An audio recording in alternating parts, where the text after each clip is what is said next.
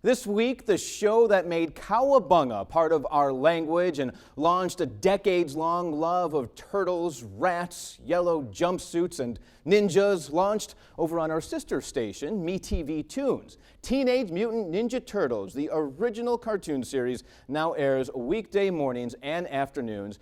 And joining us now on CBS 58, Michelangelo, Townsend Coleman, Raphael, Rob Paulsen, Donatello, Barry Gordon, Leonardo, Clarke, and April O'Neil, Renae Jacobs, the original voice cast of the 1987 animated series. Thank you all so much for being here. Are they really here? Thanks for having us, Mike. This is really exciting for me. Let's start here, because I'm in my early 40s. I am not exactly sure what I'm feeling right now. And I know this is not the first time you guys have experienced this. Can you kind of explain the reaction I'm having and what you have when you guys are together at all these conventions? It's gas. Oh, that's what it is. Okay. No, it's turtle power, baby. Yeah, it is. It's no, I can't explain it. We've been doing cons now for over 10 years, I guess, together, and I can explain a way it. to explain it. I can give you a handle on that. It's Okay. when you and all these other lovely folks come up to us at the show, all of a sudden you are sitting in it. You've gone through a time machine, and you're sitting there in your turtle PJs in front of your TV with either Cheerios or a bowl of ice cream, and you are there when you are with us. There, I've said it. And I'm not taking it back. Yeah, if I can interject one more thing, Mike. You said something that is important to all of us at the top of your lovely introduction, and you said, "I know you guys hear this all the time." Yes, but it's the first time we've heard it from you, and Right. we never ever get to a place where you say, "I know the voice of your child. I know you have every Ninja Turtle, you have PJ." None of that. The moment that we have someone who doesn't want to say anything is when we have a problem. But this franchise and everyone involved with it not only have been incredibly gracious to work with, but people in your position who have the ability to blast this out. The people who will watch and listen to this will all smile. Many of them have children and grandchildren who will. And some of them will watch this and listen to it and get a little tearful. And it is never not about, "I know you hear this all the time." Thank you for telling us, Mike. I will say one thing that is different is that they're not usually dressed as impeccably as you are. Right. People don't usually put on a coat and tie just for us, so we are honored. But I know why you're really nervous. Because April O'Neil was your first girlfriend. There you go. There you go. That's exactly right. Girlfriend, which is great. Well, what about you all? When you see April or a turtle on a T-shirt, or Townsend, when you see this little guy popping up, a Michelangelo action figure, what do you think? Was that your really one from when you were a kid? Yeah, that was mine. It says 1989 right on the butt. All right. Well, dude, I mean, I remember the first time I saw an action figure of mine, and I was so thrilled. I thought, I'm going to Toys R Us, and I'm going to start buying every one of these because I want to collect them. And that lasted a couple of months because Playmates kept cranking out more and more and more toys. Yeah. And I couldn't keep up with it. But to this day, when I see somebody bring one of those to my table at a con and they want me to sign it, it's like, dude, are you serious? You sure you want me to sign this one because it's the one that you had since you've been 7? And he said, no, I want you to sign this right here. Yeah, it always tugs at my heart. It will never not be amazing to me. Well, what do you guys say, like if Michelangelo met up with, I don't know, Rocksteady here in the street? What would happen then? What do you think? Well, first of all, Rocksteady would say, "You stinking turtles." Or And Mikey would say, "Dude, you want to come over and we'll nosh on a little pizza before we go battle the evil Shred." Oh, never mind. What if then the party wagon rolled up and Raphael, Donatello, and Dude, Leonardo all popped that's out. Hilarious. Now, are all of these yours from when you were a kid, or have you rebought them? No, these are all mine. I still have them, God including the bless party No wagon. way. That's so great. Well, what if You even know, then? What I want to know is, hey, Mikey, how come you're hanging out with Rocksteady? And I are don't you get it. Jealous much, Bebop? I don't even see Bebop here, you know. Even He's Crane like- rolled What is up in that the thing you're shredder playing mobile. with? What is an that car? extension. This is the shredder mobile. I got this for my for Christmas when I was that's 7. cool. I don't know Oh, if we've man. ever seen I've that never before. seen that. Now, No. perhaps you don't know, but you must know, because at one point, Metalhead, he took on April's personality too. Right. I remember that. Yeah. What happened if April showed up here? Ahead of his time. Yeah. Look at you. Yeah. And then the Dude, Raccoon these are King all joined your the party at the original last minute. Trans-dimensional Oh my turtles. gosh. Wait, who is that? Is that Rat That's King? the Rat King. That's Townie. Townie was the Rat King. Yeah, he sure was. So you all voiced these characters. How did you come up with the different voices and the personalities? Because they're so distinctive. Well, Barry. Well, go ahead, Barry. well, we all read for all 4 of the Turtles. And so that was the start of it. So everyone read for all of us. And when I left, I really wanted to get Donatello. When I left the audition, I said, gee, I read for all of them, but I would love to get Donatello. But at the audition, you try to think up voices. You see pictures, you see, a little bit of a storyboard, and you just try to think of voices. So I tried to think of voices for Donatello. And, I came up with this voice. I don't even remember what it is now. And I came up with this voice, and the casting director said, no, just do your own voice. Because that's nerdy enough. What I did for 10 years. Oh, man. I It was love just my voice. So that's how I came up with Donatello anyway. And when they hired Townie and me, they didn't know who was going to be. They knew that, definitely that Rob was this, Barry was that. They knew they wanted Townie and me, but they didn't know who was going to be Leo and who was going to be Mikey. And they said, well, we don't know. We'll try it. We'll do the first run through like this, then we'll switch and we'll decide. So they literally tossed a coin. Literally. Okay, first round, Townie, you're Michelangelo. Now, I wanted to be Mikey more than anything on God's green earth.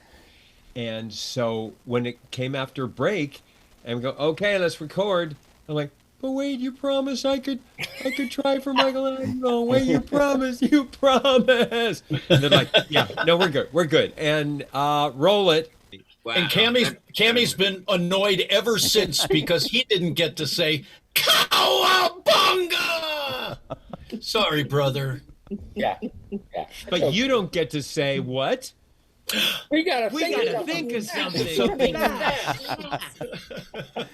I don't know if you can tell which one was my favorite, but it still is. Mikey, baby. Do you? All right, brother. Does that change when people get older, like as they get, I don't know, become a manager or something at their job? It does sometimes. Yeah. Sometimes, yes. I've had people come up and they say that originally my favorite was Mikey, but then like as I got older, I got into tech or engineering or something, and they say, no, it's Donatello. So, yeah, it can change, But or tell- management can lean toward Leonardo, or yeah. Barry, tell them your best left-handed compliment. Actually, it wasn't even a left-handed compliment. Because, see, I got a person come up to me earnestly. These kids are always so... Always.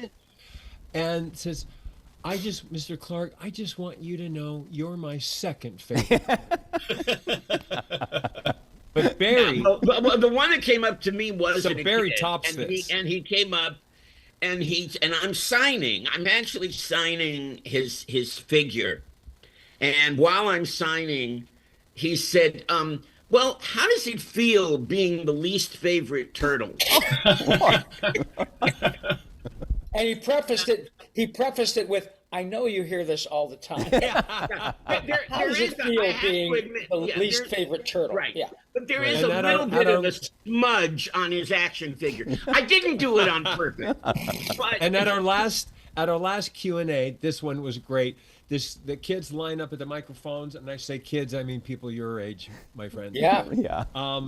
Lines up, this gal comes, it's her turn at the mic, and she looks straight at me and she says, Mr. Clarke, you are my favorite turtle. My question is for Rob Paulsen. And you got, and we loved every minute of the, because I've shared these stories with people, and they go, that is so cruel, that's so mean. Why would somebody say that? I went, buddy, we love every quirky, every wrinkle. Yep. That's so true. Yeah. From great praise to these silly things we're sharing. It's all treasured by us. So the show is back on broadcast TV, and it's on before school in the Milwaukee area, 6:30 in the morning and 3 p.m. So right before, right after school. What does that mean to you that it's back on TV, and hopefully a lot more kids will get to see it again? Yeah. Well, my son is the same age as you, Mike. And as you can imagine, it was quite a remarkable gift to be able to have that whole experience with my son, who was probably 6 when it exploded. And we would get the Domino's, we'd order pizza, and the Domino's pizza guys would come back with empty pizza boxes and just say, I know you didn't order a pizza, but would you sign this turtle box? Or I brought my next door neighbor. Hey, dude, Raphael.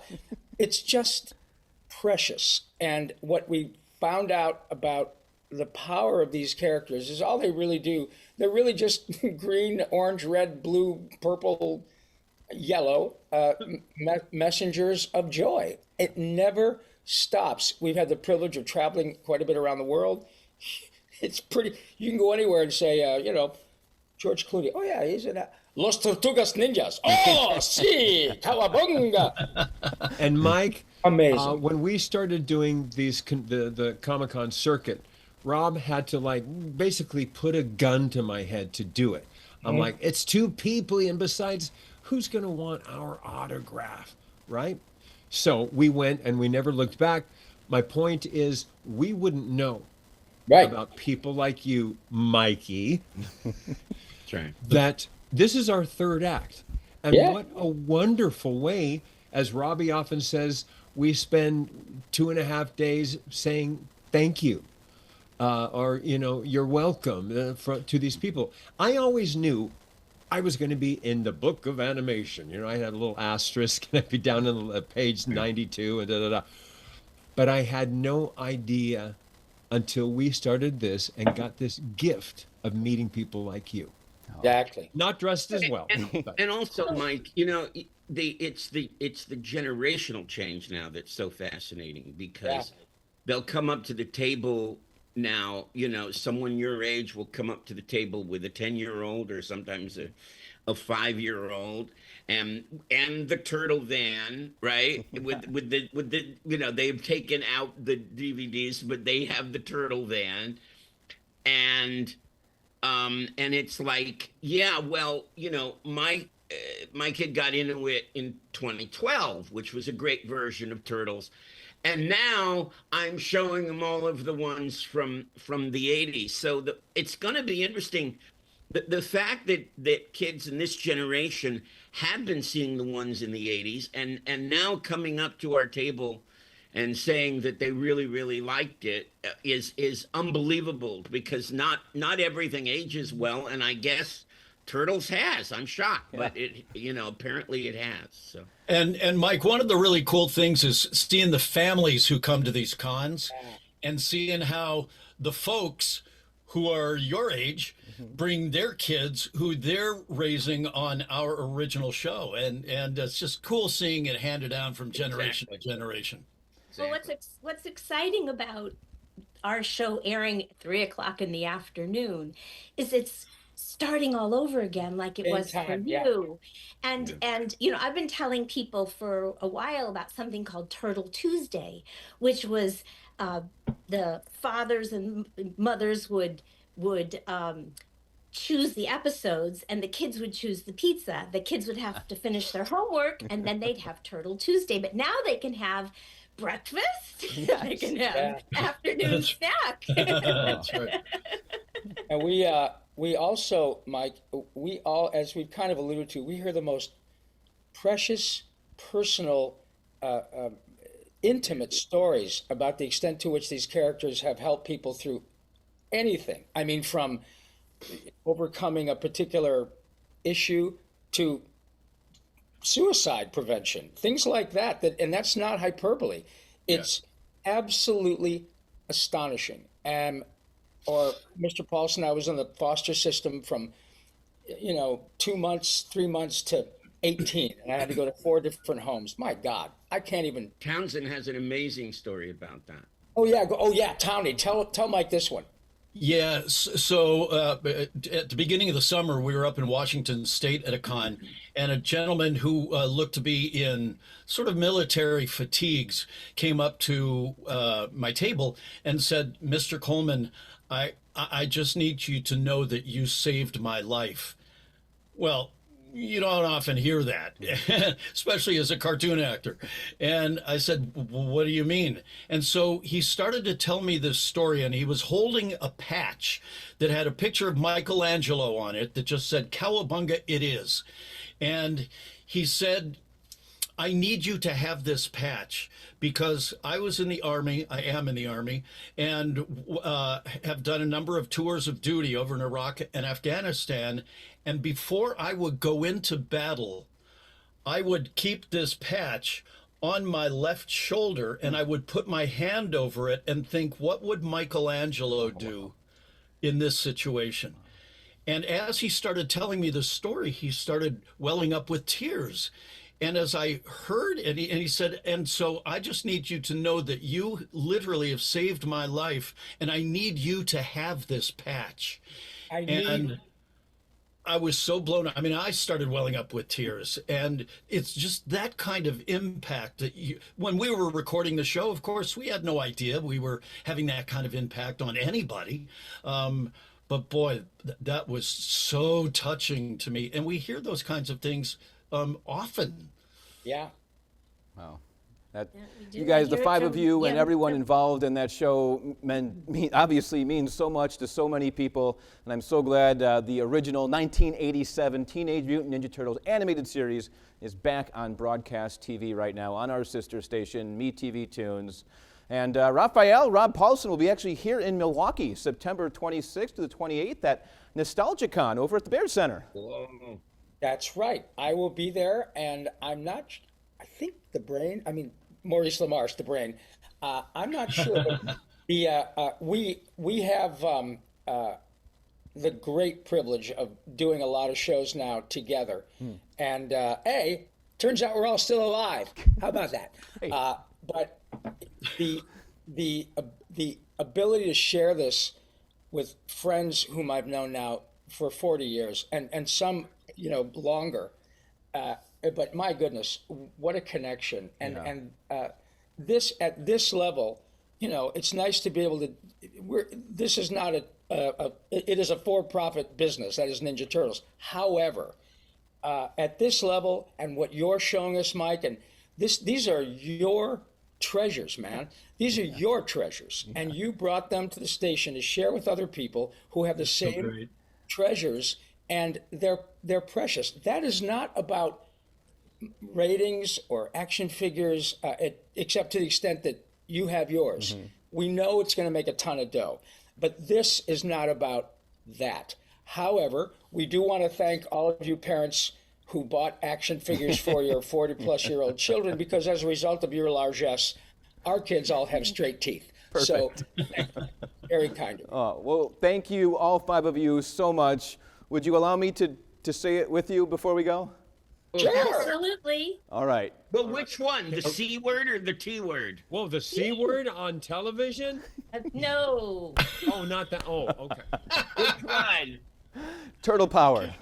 You got it. Hey, Okay. You count us in, Mike. Mike. All right. Count us in. You 3, count us 2, down. 1. Turtle Power! Woo! Thanks, everyone. Thanks, Mike. Thanks, Mike.